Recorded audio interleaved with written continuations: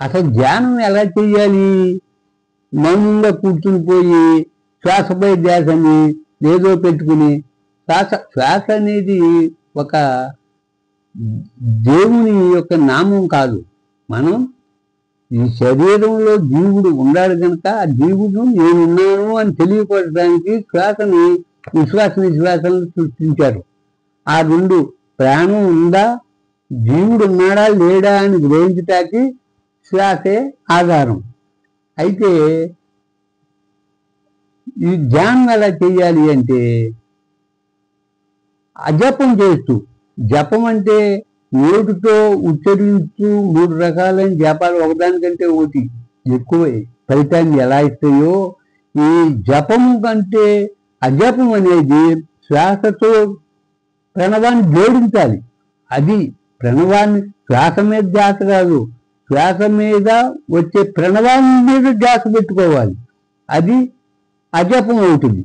దేహో దేవాలయ ప్రోక్తో జీవో దేవ సనాతన త్యజేద్ అజ్ఞాన నిర్మాల్యం సోహం భావేన పూజేత్. పూజ ఎలా చేయాలంటే పూలు తెచ్చి అది వేసి ఇది చేసి మంత్రాలు అవి ఎంతవరకు ఉపయోగపడతాయి అంటే ఒక మెట్టు మాత్రమే, అది ఒక మెట్టు.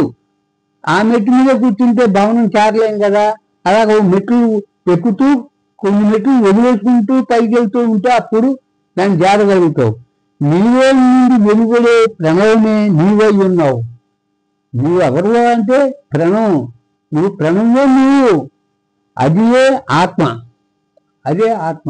ఆత్మ దర్శించాలని ఆత్మని ఎలాగ చేయాలి అంటే దానికి ఏం పెద్ద ఇదేం కాదు. నీవు శ్వాసతో ప్రణవాన్ని జోడిస్తున్నావు, ఆ ప్రణవమే నీవు. వాణుడు ఘోషించే నేను నేను అని ఘోషించేదే నీవు, అదే ఆత్మ. ఆ ఆత్మ ఇలా ఎర్రగా ఉండే నల్లగా ఉండే రంగులు లేకపోతే ఈ రంగు మార్చింది, ఇవన్నీ నీ భ్రమ.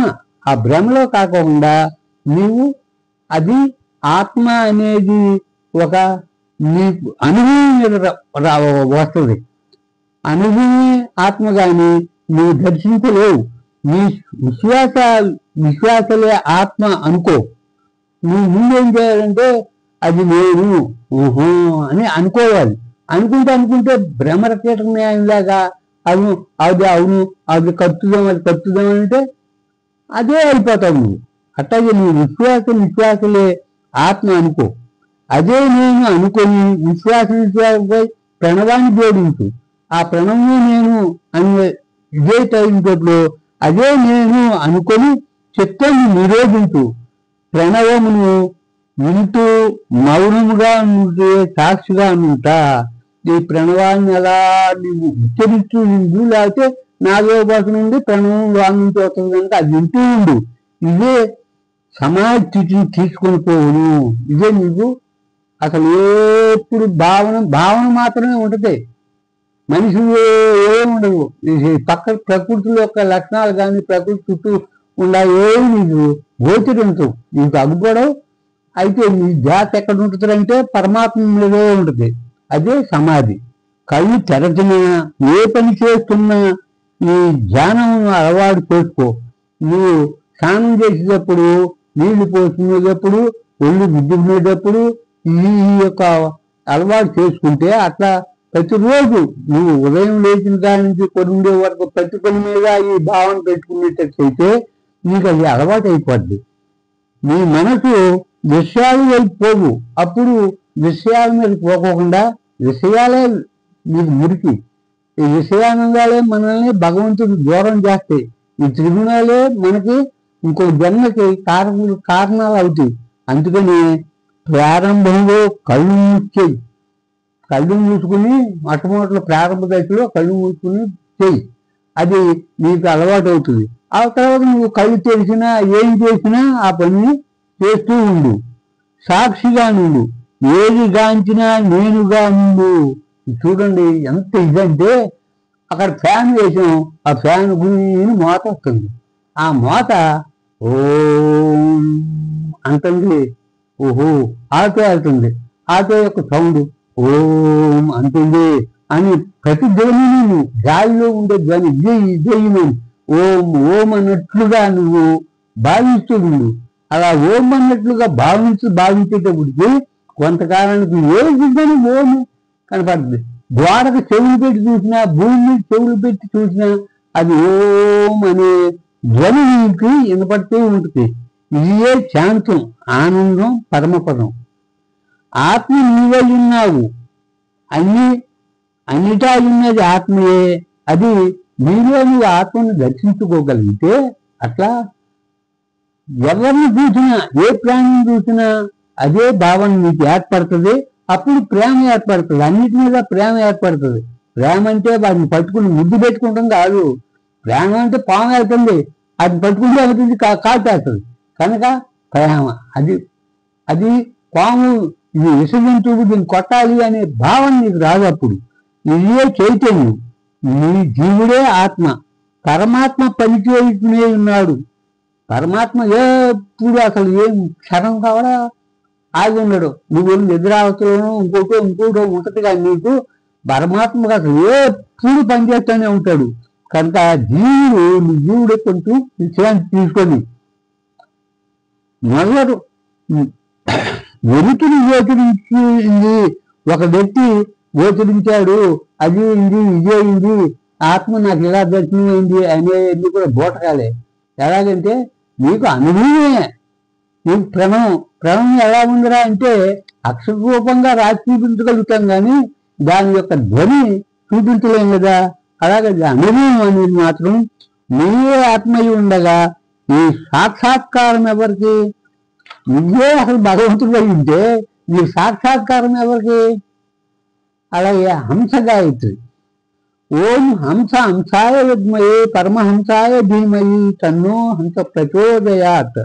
హంస అనగా నీ శ్వాస ఎడపింగళ్ళు, హంస యొక్క రెక్కలు. హంస సరస్వతి కావున, సరస్వతి అంటే జ్ఞానం, జ్ఞానమే పరమాత్మ. పరమాత్మ హంసపై ఉన్నాడు. భగవంతుడు, ఈ జ్ఞానం అనే భగవంతుడు ఎక్కడున్నాడు అంటే పరమాత్మ ఉన్నాడు. నీవు చూసినప్పుడు హంసతో కూడిన పరమాత్మ నీకు గోచరిస్తాడు. పైన హంస మీద భగవంతుడు ఉన్నాడు అంటే హంస వేరుగా కనపడి పరమాత్మ వేరుగా కనపడతాడా? లేదే. అన్ని రెండు ఒకే విధంగా కనపడుద్ది. అంటే పరమాత్మ వేరు, హంస వేరు కాదు. అదే ఆత్మ. ఆత్మ అనేది ఇదే. ఏమిటంటే ఈ యొక్క శ్వాస మీద ప్రణవాన్ని జోడిస్తే అదే నీకు ఆత్మ. అది గమనిస్తూ సాక్షిగా ఉండు. నువ్వు చూస్తూ అలాగా ఉండు. నీకు నీ భావన ఎక్కడ ఉంటుందంటే పరలోకంలో ఉంటుంది, పక్కన ఉన్న ప్రకృతి మీద ఉండదు. శ్వాసకు ప్రణవం జోడిస్తే సాధన అవుతుంది. మౌనముగా సాక్షిగా నుండు. అద్వైతామృత వయసుని అన్నారు వ్యాసముంద్రుడు. ఏమన్నారంటే భగవద్గీత అద్వైతామృత వలసిని. భగవద్గీత అద్వైతం, ద్వైతం కాదు. మనం అనుకుంటాం భగవద్గీత భగవంతుడు వేరు, మనం వేరు అనుకుంటాం. అద్వైతామృత వలసిని. అద్వైతం అంటే నీలోనూ ఉండాలి, నాలోనూ ఉండాలి, భగవంతుడిలో ఉండాలి, ఇంకోలో ఉండాలి, ఎవరిలో ప్రతి ప్రాణిలో ఉండాలి.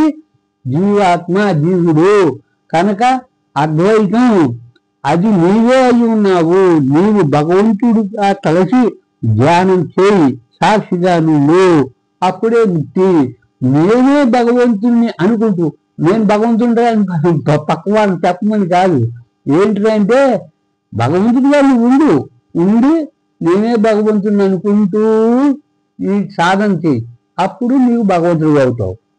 అలాగే సన్యాస గాయత్రి, ఓం భూహు సన్యాసమయా, ఓం భూహ సన్యస్తమయా, ఓం స్వహ సన్యస్తమయా, ఓం భూహు సన్యస్తమయ, ఓం భూహ సన్యస్తమయ, ఓం స్వహ సన్యస్తం అంటున్నాం. చూడండి దీని యొక్క భావం ఎంత ఇదిగా ఉంటుందో. ఓం భూర్భు స్వహ సర్వం సన్యస్తమయ, మాత్రం సన్యస్తమయ. ఎక్కడ చూసినా, ఉత్తర వైపు చూసినా, దక్షిణ వైపు చూసినా, తూర్పు పడమరలు ఎక్కడ చూసినా కూడా సన్యస్తమయ. ఓం భూర్భు సర్వం సన్యస్తమయ. ఓం హంసహసోహం, ఓం హంసహసోహం, నేను అదే ఉన్నాను. పరమాత్మ చిన్మయోహం, సచ్చిదానంద స్వరూపోహం, సోహం బ్రహ్మ. సోహం ఆయనే భగవంతుడు. సోహం అది నేనే అంటే నేనే భగవంతుడిని. బ్రహ్మ అంటే పెద్ద, అంతకంటే పెద్ద లేదు ఇక. సోహం నేనై ఉన్నాను, అంతః శ్వాస, ఓం ప్రణవం స్వరూప. ప్రణవం పరమాత్మ, శ్వాసే నేననుకొని ధ్యానం చెయ్యి. శ్వాస మీద ధ్యాస కాదు, శ్వాసపై ఉండ ప్రణవాన్ని నేను. సోహం బ్రహ్మము, బ్రహ్మమని అనగా భగవంతుడే నేనై ఉన్నాను. పరమాత్మ చిన్మయోహం, పరమాత్మ ప్రణవమై ఉన్నాను. అది పరమాత్మతో ఎట్లా ఉన్నాడు, ప్రణవమై ఉన్నాడు. సచ్చిదానంద స్వరూపోహం, పరమాత్మయే సత్యం. కనపడేవన్నీ కూడా అసత్యాలే, ఇవి తక్కినవి అసత్యములు. నేను సత్యమై ఉన్నాను, నేను సత్యమై ఉన్నాను. నేను ఎవరు, శరీరం కాదు, నీలో ఉండాలి. అందుకంటే సన్యాసం అంటే యోగం, యోగం అంటే సన్యాసం. సన్యాసం అంటే నువ్వు ఏమి వెళ్ళి ఉన్న తర్వాత సన్యాసం తీసుకుంటే, ఓహో నేను సన్యాసిని అంటే నువ్వు యోగి నీకు యోగం లభ్యమైందా? లభ్యం కాకుండా భూమిని కాషాయ వస్త్రాలు వేసుకుని నేను సన్యాసిని అనిపించుకుంటున్నావా? అది నీకే ఎరుక. అలాగే ఇక్కడ కేవలం అంటే భగవంతుడు నీలో ఎలా ఆడుకుంటున్నాడు. ఎందుకంటే ఇవన్నీ నువ్వు సాక్ష్యాలకు నేను చెప్తున్నా. శ్వాస మీద ప్రణవాన్ని జోడించి అదే నీవైతే తరిస్తావు అని. అది నేనెట్లా నమ్మాలి? అది ఈ యొక్క సన్యాస గాయత్రి అయినా అంశ గాయత్రి అయినా చెప్పేది, లేకపోతే నీకు గాయత్రి మంత్రమైన ఇవన్నీ చెప్పేది ఏమిటంటే వాటిని సాధన చెయ్యి. అవి నోటితో చెప్పడం కాదు. కేవలకి పిండాండి. ఈ శరీరానికి కాయమని, దేహమని, అలాగే పిండమని, అండమని పేర్లు కలవు. దీన్ని పరమాత్మ ఏమన్నంటే కేలతి పిండాండే భగవాన్, కేలతి పిండాండే. ఈ శరీరంలో ఆడుకుంటున్నాడు భగవంతుడు. కేల్ అంటే ఆట, ఆట ఆడుకుంటున్నాడు. ఎట్లా ఆడుకుంటున్నాడు? అంతః సోహం, అంతః సోహం, అంతః సోహం, సోహమితి. అంతః సోహం అది నేనే, అది నేనే, అది నేనే ఆడుకుంటున్నాడు. నువ్వేం గ్రహించట్లా. అది నేనే భగవంతుడు చెప్పటం, అది నీకు ఆలకించడం చేత కాట్లా. నువ్వు అది గ్రహించే విధానంలో లేవు. నువ్వు ఎంత మట్టికి ఈ కనబడేవి, ఈ చెవులు బయట బాహ్య ప్రపంచమైన ధ్వనిలో నువ్వు చేస్తాం అనుకుంటున్నావు. పరమాత్మహం పరిపూర్ణోహం బ్రహ్మైవాహం బ్రహ్మేతి. పరమాత్మహం నేనే భగవంతుడిని, పూర్తిగా నిన్ను ఉన్నవాడిని, అంతా నిన్ను ఉన్నవాడిని. బ్రహ్మను పెద్దగా అతి పెద్దగా, నాకంటే పెద్దవాళ్ళు లేడుగా.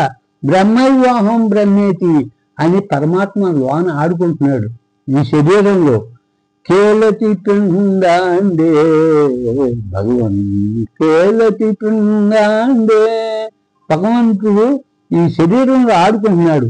ఎలాగూ త్వక్షుశ్రుతి జుహ్వాగ్రానే, త్వక్షుశ్రుతి జుహ్వాగ్రానే పంచవిధ ప్రాణోపతానే కేలతి పిండాండే భగవన్, కేలతి పిండాండే.